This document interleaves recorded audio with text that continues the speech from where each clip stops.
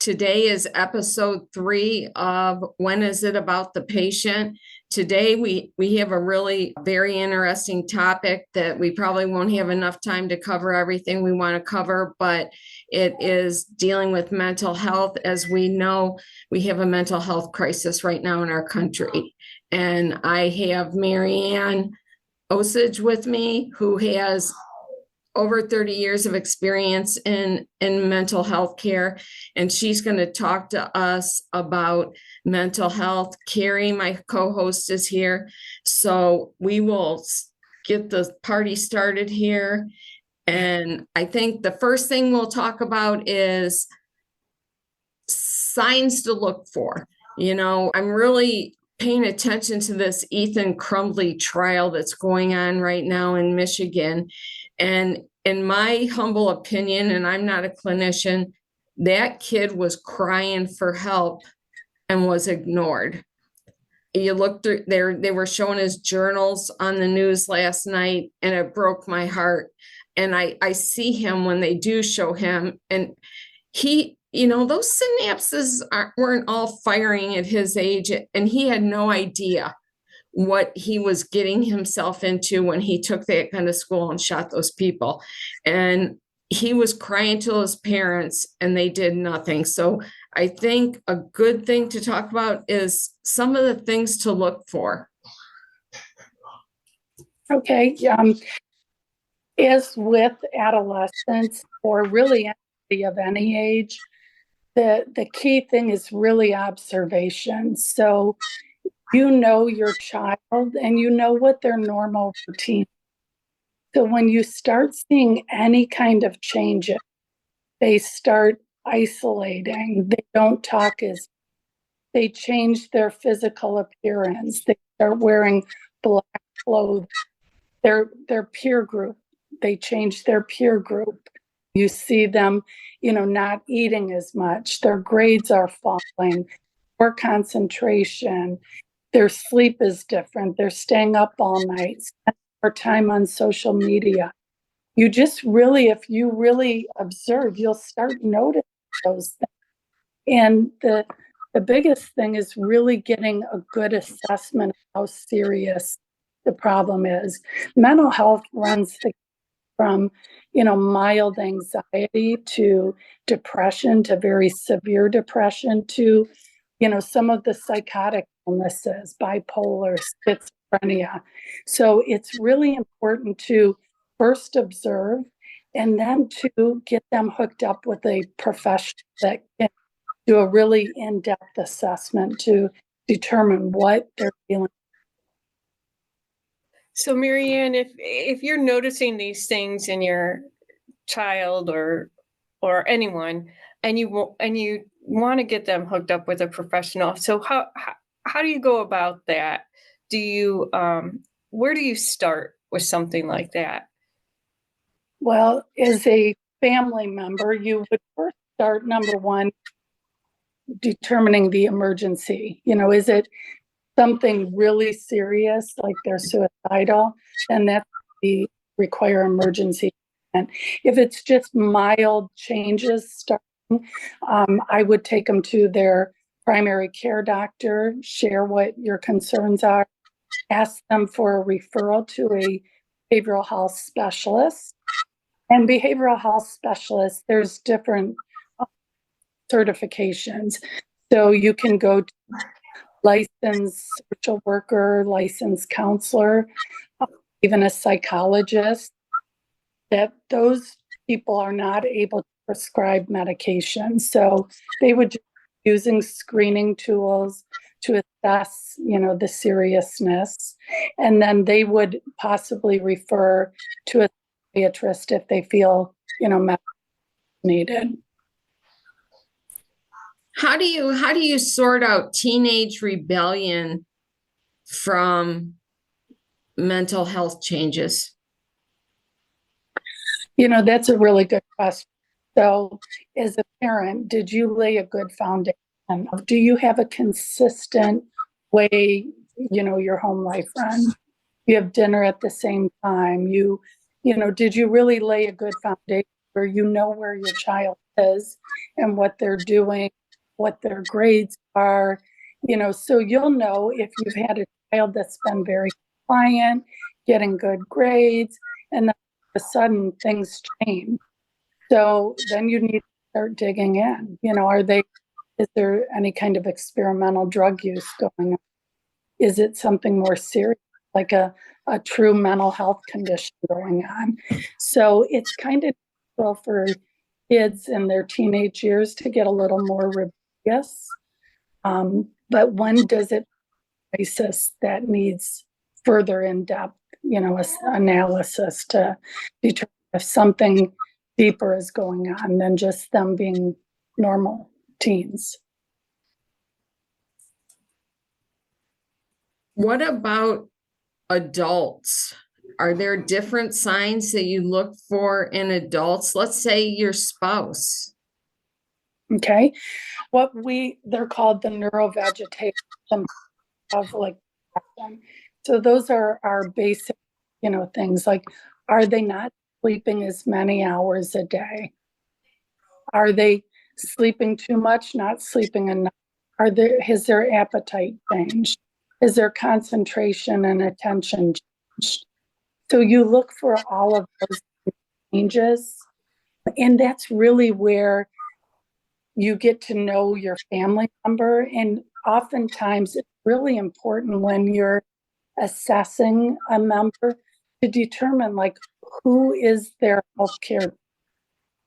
The healthcare team is not just the member and the provider. Those family members are equally as a. So you really want to try to build those relationships where they allow you to with family members, because in a lot of people's mind, everything is okay. They don't really see their behaviors changing, but their spouse, like you said, would, or as a parent, see how much they're laying in bed all day now. So really, getting in touch with building a healthcare member the minute they walk in the door is most important. So the healthcare team usually consists of members, family members, not just their treating doctor at that time, but also. So when somebody comes to a behavioral health provider, have you been treated by primary care doctor or anybody else? And if so, what did they do? What worked and what? So it's really important to assess the situation and then keep in mind that they might have other supports, neighbors, church members, they might have a case manager at their insurance company that really know those people.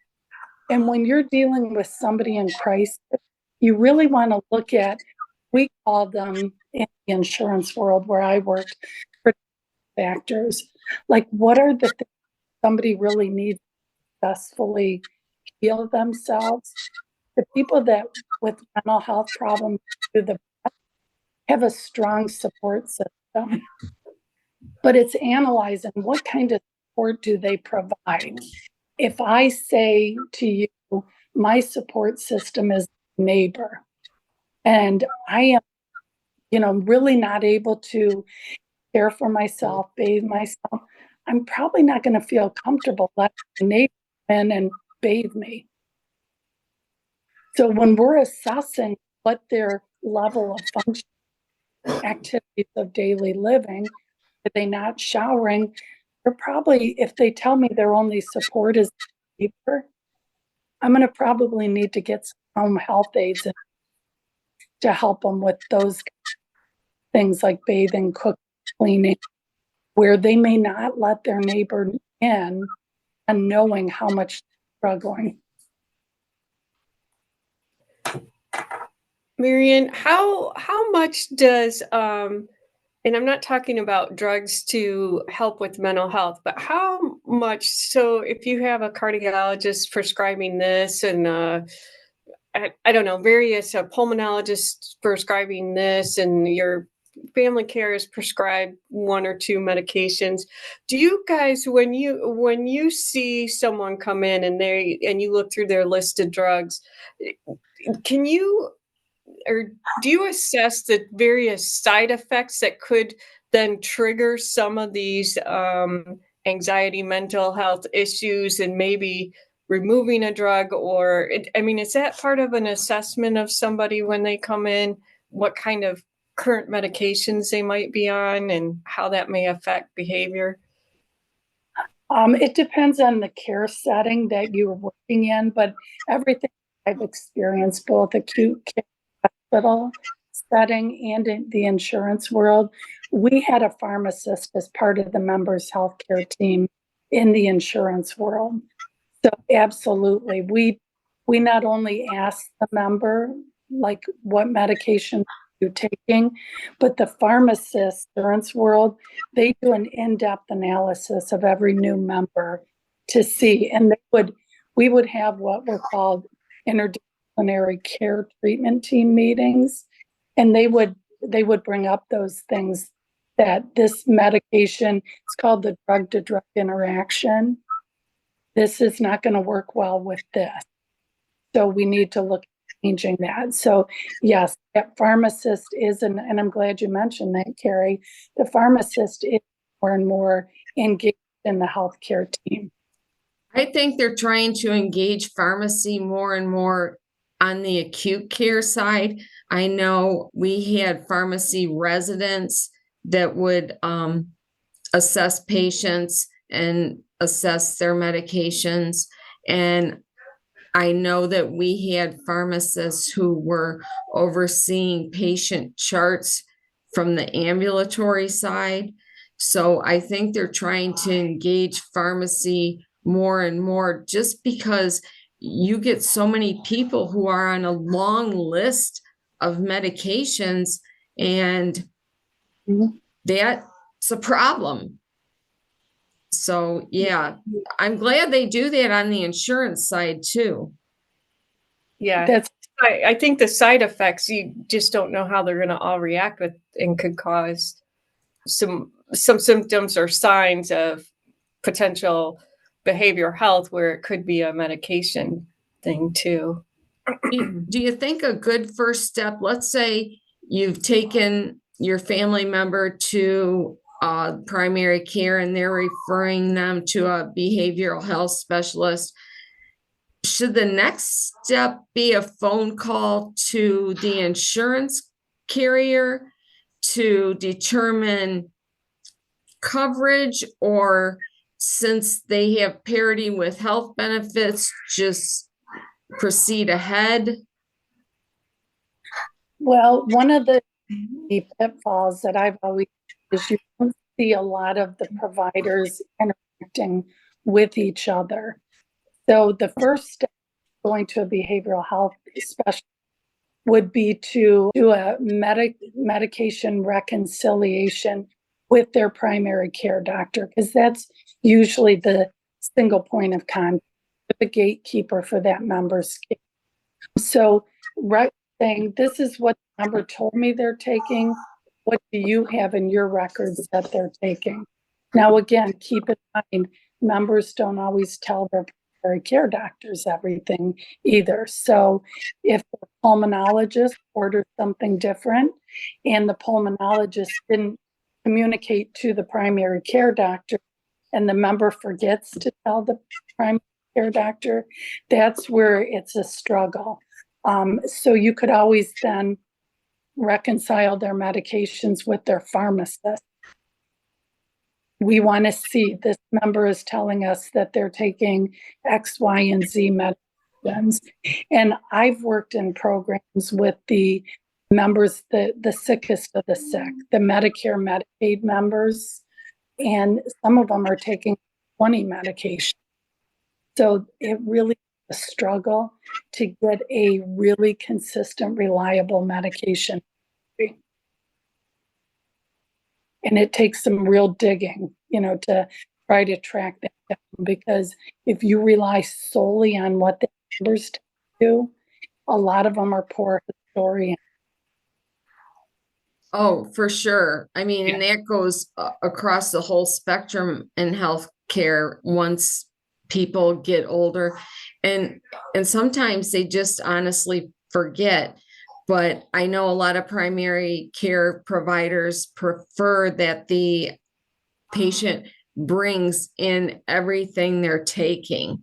We touched on this last week because they might be taking two statins and not realizing they should just be taking one, you know? So, there's a whole host of things that can go sideways with the medication aspect. Absolutely. You bring up a good point, because what we've run into behavioral health, their primary care doctor might have started them on an antidepressant. They go to a behavioral health who starts them on a new one. And if somebody doesn't say, quit taking that other one and only take this, they take more than one.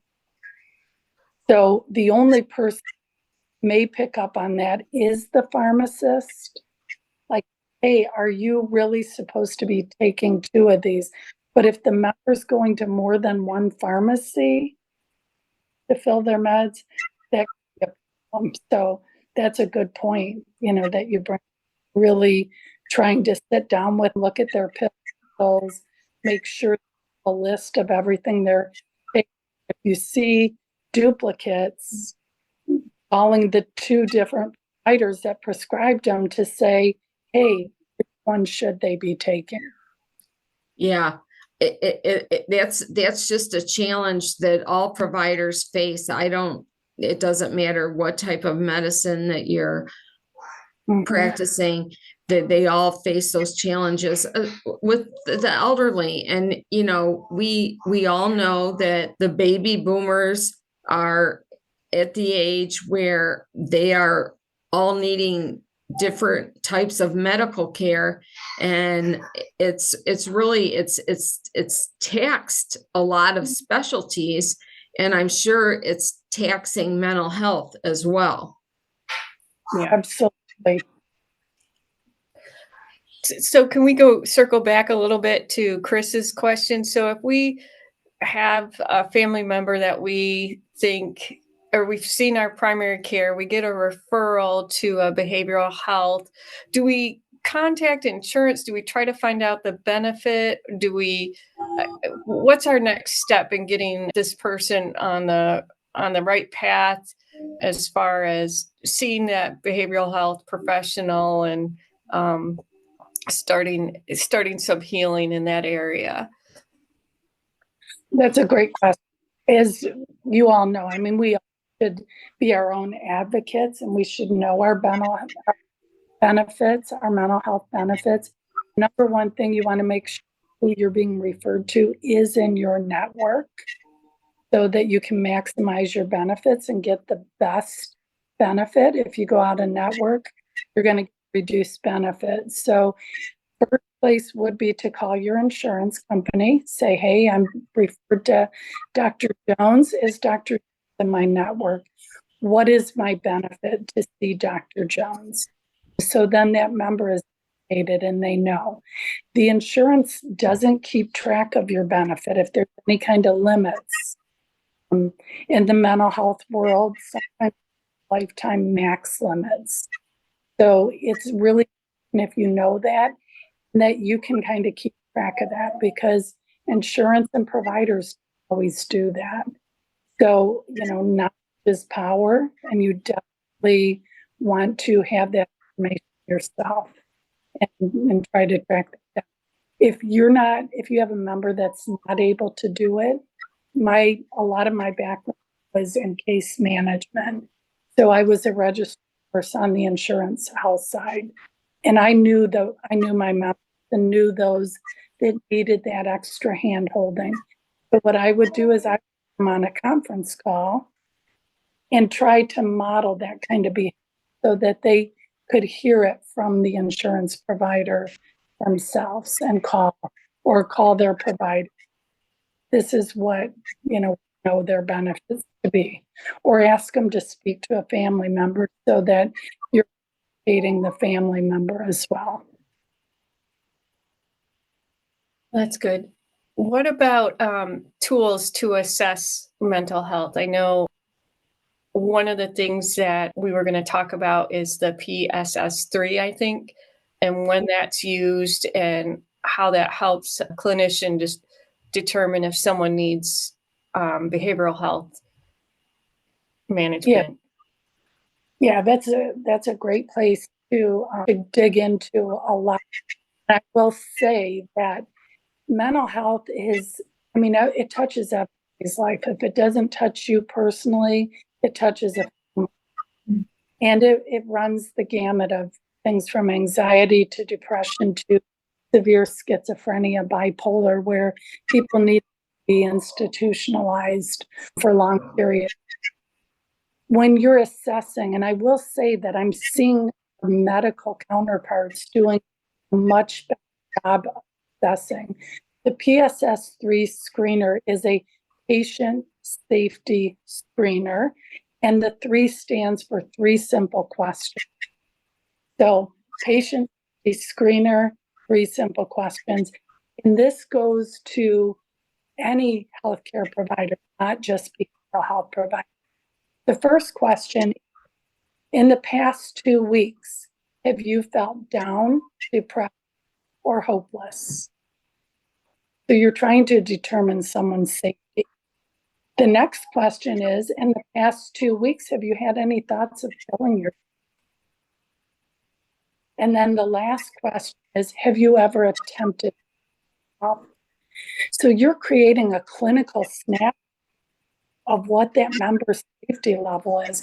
And that's going to drive your healthcare. And is this an urgent, emergent situation, or can this go with more just routine care?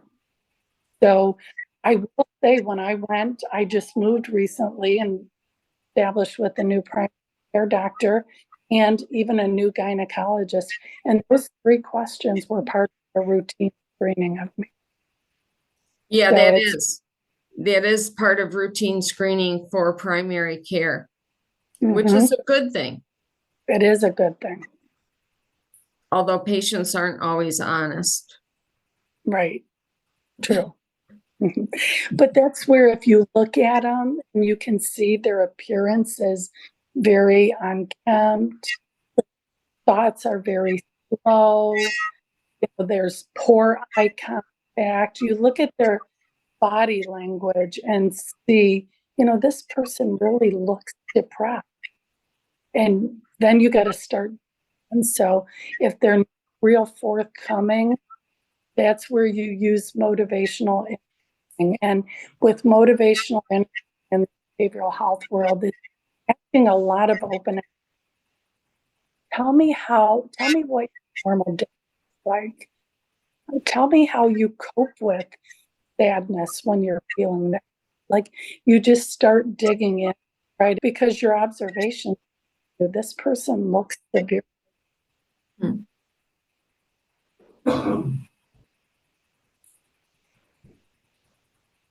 Do we want to go on to maybe some treatments that are used for mental health patients? I know we talked a little bit about medication, but different therapies or something like that, based on diagnosis that Yeah, are. what warrants ECT treatments, formerly known as shock treatment?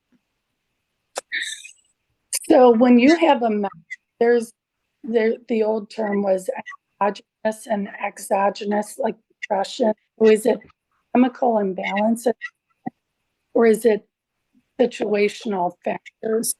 The loss of you could be as severely depressed as losing a loved one, especially if it were a child or spouse, as you were if you had a chemical depression in your. So really establishing what's the root cause. Is this something, if it's something endogenous, like within the strong family history, a lot of people have called treatment-resistant depression. They've tried multiple medications, and it's just not their symptoms. So the pharmacists, when they're prescribing medications, they do what's called step. They tried the least invasive treatment. If that doesn't work, then down the line. So drugs formularies, they won't approve something if they haven't tried these other ones first. But if you have somebody that has severe treatment-resistant depression, they may resort to something like electroconvulsive treatment. And what that is the member is put under general anesthesia and they induce a seizure. And what that seizure does, it rewires the brain. So hopefully then with the ECT treatments, if they were treatment resistant where medication didn't work, then the ECT treatments would work. There's also transcranial magnetic treatment, TMS, they call it, where you implant a device. And that is also something else that can be used for very treatment-resistant depression. Sometimes you'll see ECT used in people like with bipolar and other. It's mainly used for those people that are really no other treatment works. Who's qualified to do that? Is that like a neurosurgeon, or is it, I mean, who's able to do a treatment like that? I'm just curious. They have to have special certifications. I think the psychiatrist, I'm not sure so much about who I would think it would be a neurosurgeon for the TMS device, but that's something that their psychiatrist could walk through with them.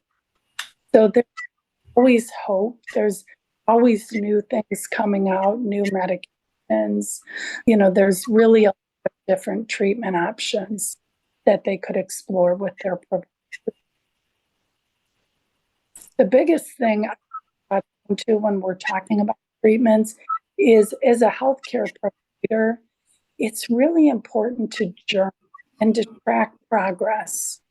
So if you're started on a new medication, how do you determine the effect of it? And I think a lot of times people have really unrealistic expectations. One of my psychiatrists, and I've worked with many people over the years, said that when people start antidepressants, one symptom that is the last to improve is motivation. But people think like right away, oh, I start taking this, I'm going to miraculously get better. It takes a good 6 to 8 weeks for antidepressants to really start taking effect. So if you're journaling and you say, okay, started day one, only sleeping 3 hours consistently straight through a night, poor appetite, like you're tracking your symptoms over the course of a month, you're going to start seeing that that's working maybe better than what you would think, because you might have unrealistic expectations. Like, wow, I'm not able to go out and sing and dance now. Well, that might be a longer term. And there's also a term that in mental health, they do what's called adjunctive therapy. So they piggyback. They'll try more than one antidepressant, or they'll do one antidepressant mood stabilizer for some of the people that are more treatment resistant. But if our members would journal and really come to their doctor, not with the, hey, to fix me attitude, but really advocating for themselves and doing these journals, things like that, they can really help guide their care. Yeah, absolutely. Unfortunately, though, that patient population is probably the least helpful in guiding their care. Absolutely. And that's why I worked for programs that did in-case management. So the more you can engage with the people that and lay eyes on more frequently, you can kind of observe their behavior, see. I strongly suggest always talking to your member about how do you manage your medication. Are you using a pill box? Pharmacies have what's called bubble packs, where they'll send them all their medications that they take at certain times, all in one pack. So they're not pulling out 20 pill bottles and take that pill. So there's so many things that people that work with kind of members really should be honing in on. What are the barriers to them really functioning at their optimum level? I talk about motivational doing. I always said, if you were functioning at absolute best, what would that look like? Because then that guides me to what their expectations are. Like, I want to sleep 8 hours a night, I want to be able to do my housework, I care for my children, like, and then communicating and we're talking the same language. And that would be something in their journal that they should say. Had a great day, took care of my kids, took them to the park. It really helps guide, and that's why I say they're the most important member of the health. The other thing that we want to touch on today is what are some of those, and the number one resource with anybody with mental health problems is what do you do in a situation? There's a new suicide hotline, and the number is 988. So very simple. We have to call many different 800 numbers. Now, you guys, I can show you my phone. I have it programmed in as a fact.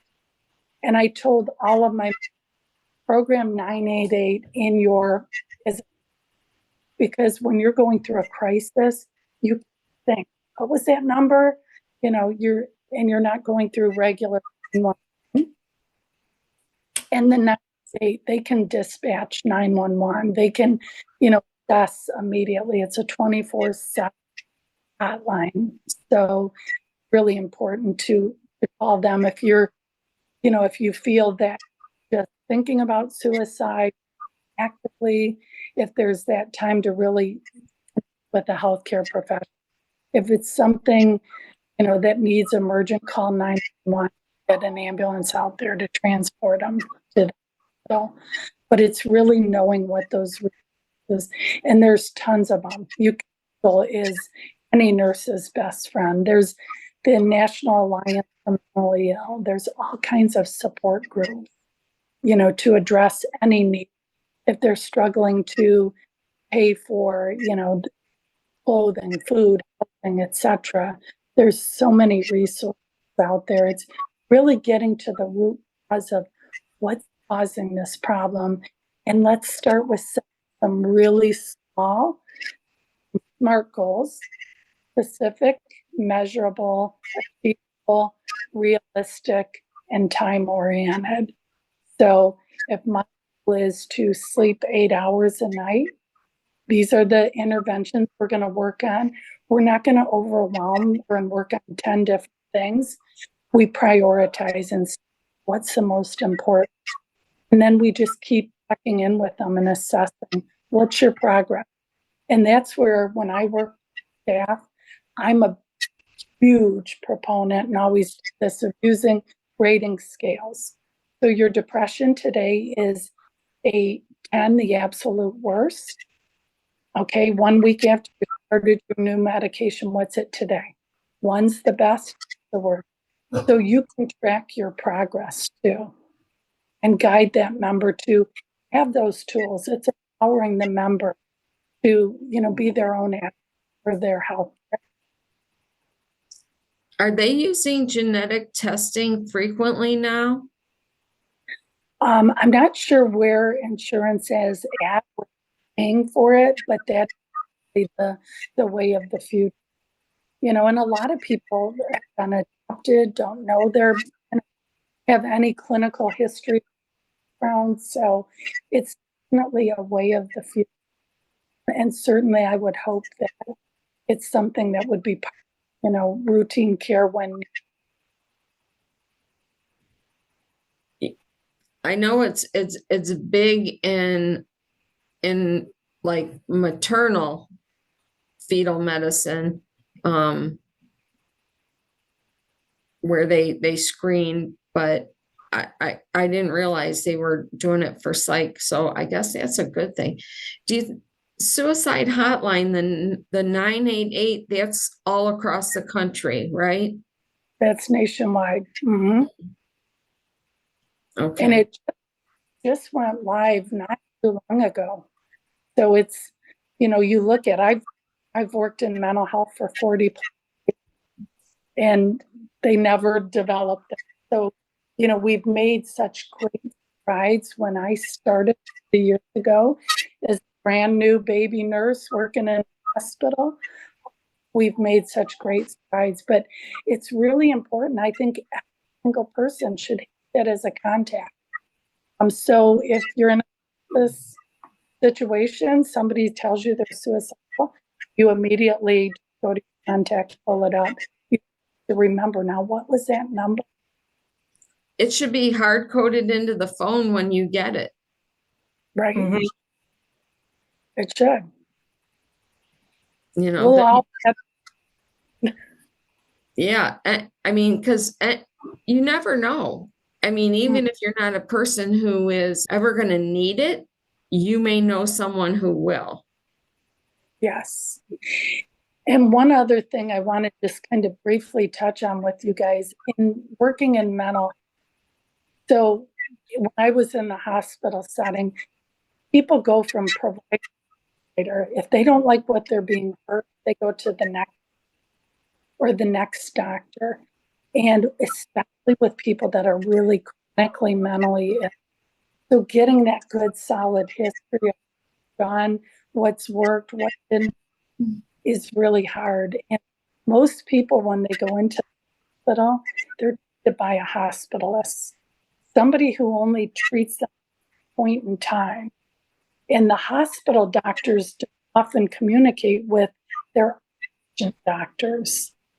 So if they come in and they're seeing a doctor, the hospital changes medications and they go back out. Providers might not get a history of that and change them back, which is a really, can be really problematic.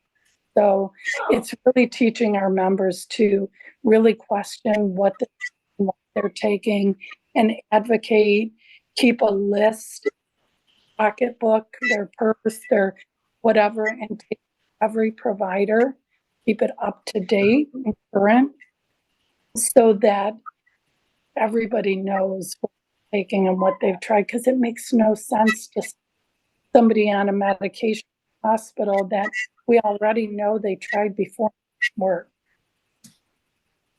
If they stay within the same health system, they'll have access to that information and those records.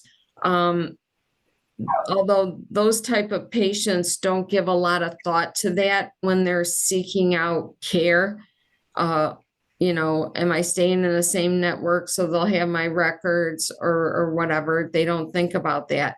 There is a system out there for emergency visits where an emergency room can pull the patient up and see if they've been to numerous other emergency rooms, because doctors shop for a lot of things. Doctors shop emergency rooms, to get narcotics. So they do have the access to look up their past visits and how frequent. It would be nice if there was something like that, what they have for everything, regardless of what system you're on. You just plug into this main system and you can see where the patient's been and what they've been doing. Yeah, absolutely. It's such a disadvantage if it's somebody with a really and you're constantly starting over. Mm-hmm. I will tell you that happens more frequently than So those are some of the pitfalls of mental health that we have to. My thing is always we have to build bridges, and we have to teach members how to build bridges and be better advocates for themselves. Agreed. Yeah, we do. Before we run out of time, my one last question here is the difference between just a counselor, a psychiatrist, or a psychologist. Is it just the ability to prescribe meds and level of education? How do you know what one you need? I don't know that a member always knows when they need, but as a nurse in the mental health field, I, pretty much determine what they need. There's many different therapists, so it can be licensed to licensed. So you'll see a lot of different degrees, and they vary state to state. Some call them licensed social workers, licensed independent social workers, LPCCs, licensed professional clinical counselors, LPCs. So there's a lot of different titles for, and therapists just therapy. So they, with the member, they could do couples therapy, those kinds of things. When you're dealing with a psychologist, they do the therapy, but they do in-depth psychological. So they do that more of their, do that testing. And then psychiatrists, they're medical doctors. So they're the only ones in the mental health arena that are able to prescribe medication other than now nurse practitioner. So you can have either a nurse practitioner or a psychiatrist be your, prescribing. So if you think you're going to need medication, I will tell you, there's such a shortage of providers. So most doctors you're referred to a therapist first, does the screening, and then you get in with this. So there's kind of a triage process there. Not that you can always go straight to a psychiatrist. Good to know. That's yeah. Yep. That's the problem. The mental health is a gray area. It's not as tangible as cancer, or you need a kidney transplant, or something of that nature. Yep. A new knee. It's gray. And that's always been the problem with mental health. But this has been some really great information. And Marianne, I want to thank you so much for joining us today. I think we could probably go on and on about this, and we're going to have you back. But this has been some good information for everybody, and I appreciate it so much. Yeah, Marianne, thanks. We just want to get people to be able to ask questions, to be advocates for their own health and family members' health and loved ones' health. And you've done an excellent job of helping us navigate. And I know we're just barely touching on things, but getting, where to start with mental health has been great. Yeah. Thank you so much for having me. And I'm certainly passionate about mental health. I wouldn't have worked in this field for as long as I have if I wasn't. The one other thing I think that we need to get much better at is realizing that people with chronic healthcare conditions most likely are depressed. And so really tapping in sooner rather than later into asking those questions, like, it's got to be really hard dealing with all these chronic health conditions. Have you ever seen anybody for depression? And really start driving people sooner rather than later to getting the treatment they need, because medical health care and mental health care walk hand side by side. And the better we get at recognizing and guiding them to appropriate treatment, it's going to make all the difference in the world. Oh, Thank for you sure. Appreciate you guys doing this. Yeah, thanks so much. We're just trying to help people. We're trying to educate people. That's our mission, is to educate people and to give them the ability to maybe ask questions that they wouldn't have known to ask, and it's just really a mission to help patients. Yep. Absolutely. Okay, thanks, ladies. Have a great day. Thanks.